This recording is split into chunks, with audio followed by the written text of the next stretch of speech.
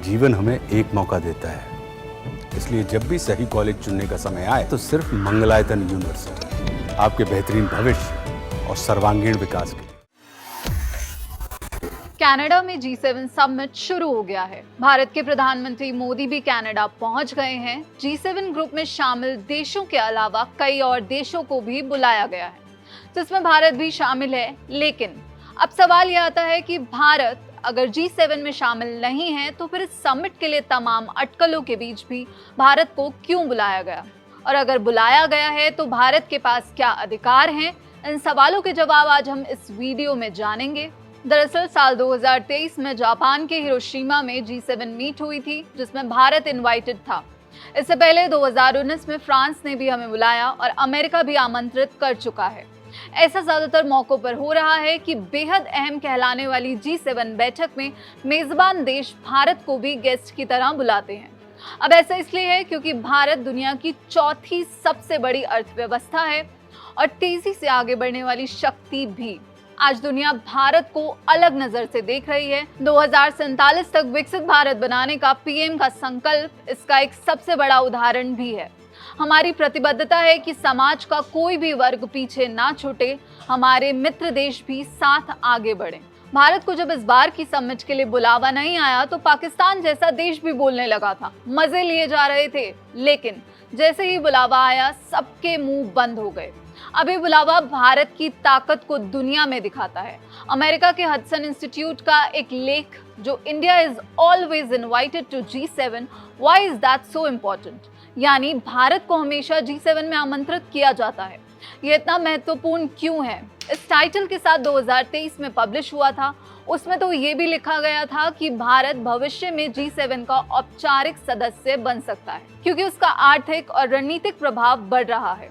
अंतर्राष्ट्रीय मुद्रा कोष IMF के मुताबिक भी भारत दुनिया की सबसे तेजी से बढ़ती अर्थव्यवस्थाओं में से एक है, इसलिए हमारी G7 में एक अलग ही धमक होती है। अब एक तरफ भारत को इस ग्रुप में शामिल करने की बात की जा रही है, वहीं चीन जो दुनिया की दूसरी बड़ी अर्थव्यवस्था कहला रहा है, उसे गेस्ट नेशन के तौर पर भी सम्मेलन में नहीं बुलाया जाता। यही है भारत की एक और ताकत का नमूना। अब ये भी जानिए कि चीन को क्यों नहीं बुलाया जाता। इसका जवाब ये है कि चीन में अब भी GDP के हिसाब से प्रति व्यक्ति आय काफी कम है क्योंकि उनकी आबादी ज्यादा है। यही वजह है कि चीन को इसका हिस्सा नहीं बनाया जा रहा। वहीं बात अगर भारत की आबादी की करें तो भारत ने चीन को जनसंख्या के मामले में पीछे छोड़ दिया है। भारत की 68% आबादी कामकाजी है, यानी इनकी उम्र 15 से 64 के बीच में है। 65% आबादी 35 साल से नीचे की है, यानी भारत में युवा स्किल्ड और सेमी स्किल्ड लोगों की कमी नहीं है। G7 भले ही दुनिया की सबसे उन्नत इकोनॉमीज का गुट माना जाता रहा है, लेकिन ये पुराने समय की बात है। फिलहाल हमारी GDP 3 G7 देशों कनाडा, फ्रांस और इटली की GDP से ज्यादा है।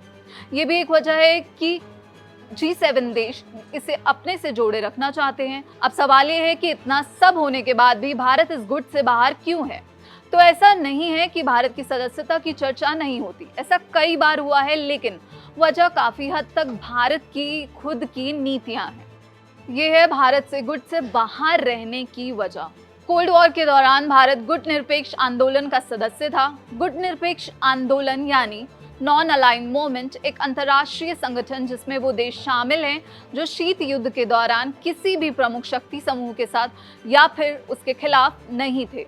ये गुट अंतर्राष्ट्रीय शांति और सुरक्षा को बढ़ावा देने वाला गुट है और ये वजह अब भी है। इसलिए अगर भारत G7 से जुड़ता है तो रूस और बाकी अच्छे देशों से विचारधारा में खटास आ सकती है और भारत ऐसा करना नहीं चाहेगा। हम ह्यूमन डेवलपमेंट इंडेक्स के मामले में ग्रुप ऑफ 7 से पीछे हैं। ये वो इंडेक्स है जो जीवन काल, पढ़ाई और इनकम जैसे कारकों को देखता है।